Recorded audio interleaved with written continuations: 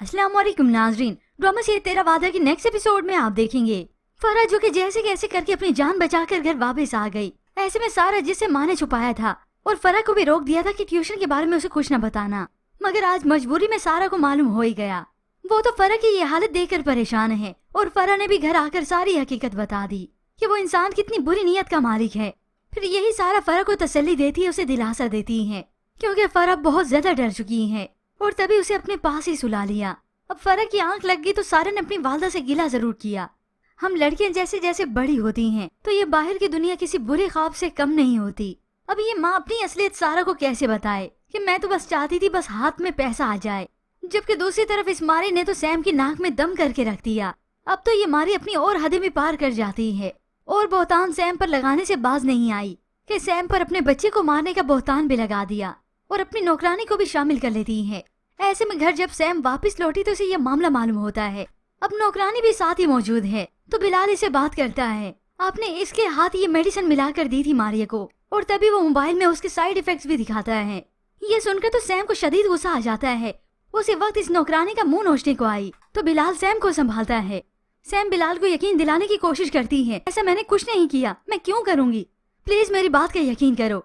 मगर आज बिलाल तो सैम को साफ कह देता है, अगर आपने ऐसी दोबारा कोई भी हरकत की ना सैम, तो मैं भूल जाऊंगा कि आप मेरी बहन हैं। ये सुनकर तो सैम साकित रह जाती है कि आज मेरा भाई बिलाल जो मुझ पर जान छिड़कता था, आज वो मेरा यकीन ही नहीं कर रहा।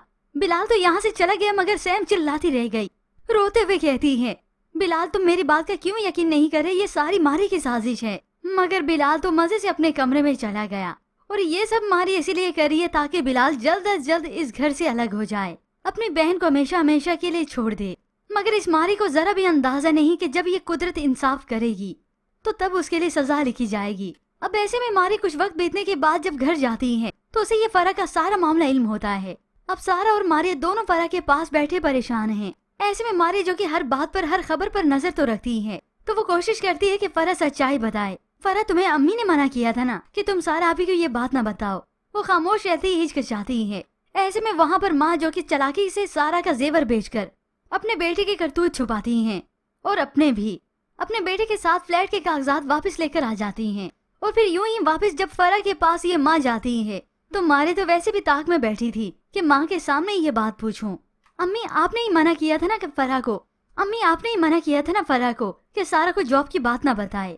अब भला ये माँ कैसे इनकार कर सकती है क्योंकि सामने मारिया जो बैठी है। फरा होती तो जैसे कैसे उसे चुप करवा लेती। अब सारा के सामने माँ की हकीकत कुछ खुली तो उसे तो दुख होता है, मगर फिर भी ये माँ अपना झूठा मूठा प्यार ही दिखाएगी सारा को। सारा बेटा पैसों की जरूरत थी तो मैं क्या करती, मजबूर थी, बस तुम्हें इसीलिए बताने को मना किया कि तुम मना करोगी, उसे जॉब करने से रोकोगी।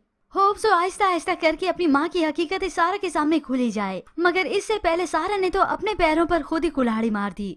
जो उसने अली के दिया हुआ वो सेट सोने का बेच दिया और उसके सारे पैसे अपनी माँ को दे दिए।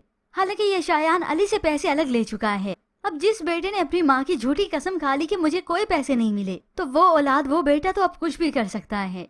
बस यूं कहें जैसी माँ वैसा बेटा।